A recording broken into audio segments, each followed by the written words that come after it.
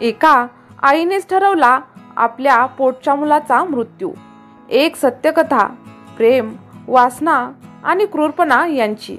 ठिकाण आहे आष्टा, बीड आणि घटना आहे एका 3.5 वर्षांच्या निष्पाप बालकाची।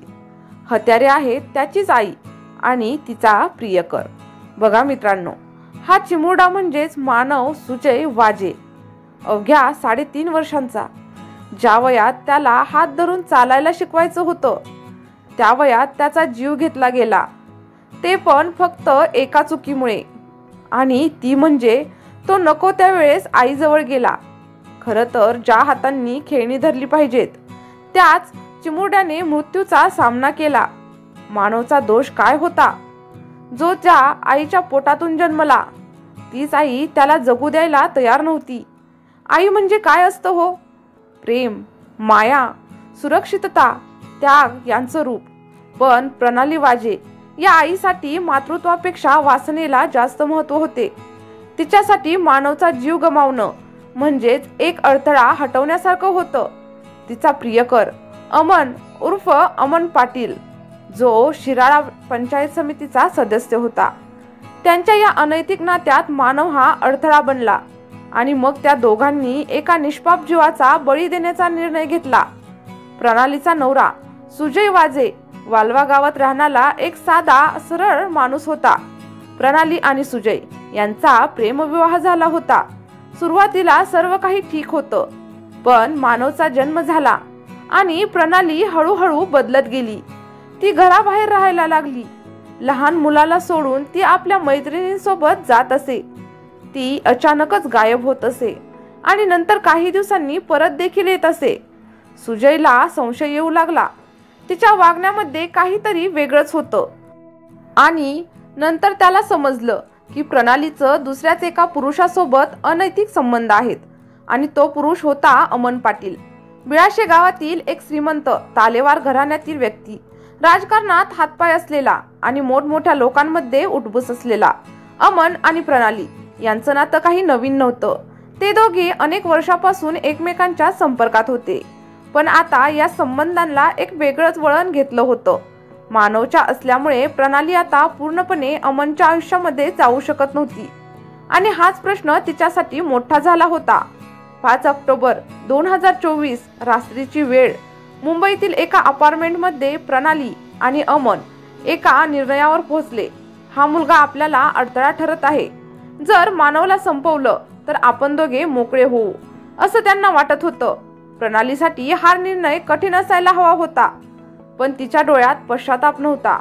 फक्त एकच भावना होती, स्वतःचं आयुष्य सोयीस्कर बनवायचं। त्या रात्रीच अमनने मानवला मारण्याचा निर्णय घेतला। त्याने त्या चिमुरड्या मानवला उचललं आणि त्याचा गळा दाबला। त्या निष्पाप जीवाने हातपाय हलवले। तो सुटायचा प्रयत्न करत होता। त्याचे छोटे छोटे हात अमनच्या चेहऱ्यावर ओरखडे काढत होते। त्याच्या डोळ्यात भीती, प्रश्न आणि खूप काही वेदना होत्या। त्याला वाटलं आपली आई आपल्याला वाचवेल, पण असं काहीच झालं नाही। ती बघत होती आपला प्रियकर आपल्याच मुलाला मारत आहे। थोड्याच वेळात मानवची हालचाल थांबली आणि हत्या करण्याच्या अगोदरच त्यांनी ठरवलं होतं की मृतदेह मुंबईत विल्हेवाट करायचा नाही। तसं जर केलं तर लगेच सर्वांना संशय येईल। त्यामुळे त्यांनी मानवचा मृतदेह गाडीत टाकला आणि ते बिळाशी गावाकडे निघाले। रात्रभराच्या प्रवासानंतर ते बिळाशी या गावी पोहोचले।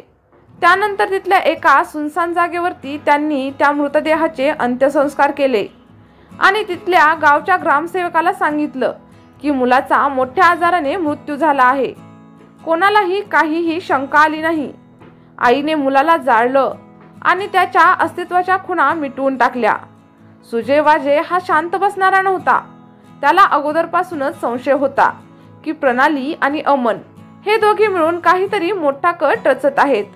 आणि जेव्हा मानव हा बेपत्ता झाला तेव्हा सुजयने पोलिसांमध्ये कंप्लीट केली आणि मग पोलिसांनी शोध घेण्यास सुरुवात केली। Mobile location, CCTV footage, call records हे सगळं काही तपासलं गेलं आणि मग पोलिसांनी प्रणाली आणि अमन या दोघांवरती लक्ष केंद्रित केलं। मित्रांनो, सत्य शेवटी समोर येतच। पोलिसांनी अमनला मुंबईमध्ये अटक केली। तो एका गाडीमध्ये बसलेला होता आणि त्याच्याकडे पाहून असं वाटत होतं की जणू काही झालेलंच नाही. प्रणाली एका लॉजमध्ये लपून बसली होती. ती खूप घाबरलेली होती. अजूनही तिला वाटत होतं की ती या सर्वांमधून वाचेल आणि दोघांनाही अटक करण्यात आली. अमनकडे चौकशी केली असता तो पोलिसांना गंडवण्याचा प्रयत्न करू लागला, पण प्रणालीच्या मात्र मनाचा थरकापच उडाला होता. पोलिसांच्या प्रश्नांची उत्तरे देत असतानाच शेवटी ती कोसळली आणि सगळं काही खरं सांगितलं. ती म्हणाली, हो, आम्हीच मारलं त्याला, कारण आम्हाला त्याचा त्रास नको होता. आता प्रणालीचं हे बोलणं ऐकून पोलीस स्टेशनमध्ये देखील सगळे सुन्न झाले. एका आईने स्वतःच्या पोटच्या गोळ्याला संपवलं होतं. मित्रांनो, हे जे काही त्या चिमुकल्या मानवसोबत झालं, असं कुठल्याही लहान बाळासोबत घडू नये एवढीच ईश्वरचरणी प्रार्थना आहे. मानव जर जिवंत राहिला असता तर तो हसला असता, खेळला असता, इतर मुलांसारखा मोठा झाला असता. पण एका क्रूर आईने त्याचा जीव गेला. असं कोणत्याही बाळासोबत होऊ नये आणि अशा आईच्या पोटी कधीच बाळ जन्माला येऊ नये. मित्रांनो, व्हिडिओ जर तुम्हाला आवडला असेल तर एक लाईक करा आणि तुमच्या प्रतिक्रिया नक्कीच कमेंट बॉक्समध्ये नोंदवा. सोबतच आपल्या चॅनलवरती जर तुम्ही नवीन असाल तर अशाच नवनवीन आणि सत्य गोष्टी ऐकण्यासाठी आपल्या चॅनलला सबस्क्राईब करायला अजिबातच विसरू नका आणि सोबतच शेजारील बेल आयकॉनचे बटन देखील नक्कीच प्रेस करा.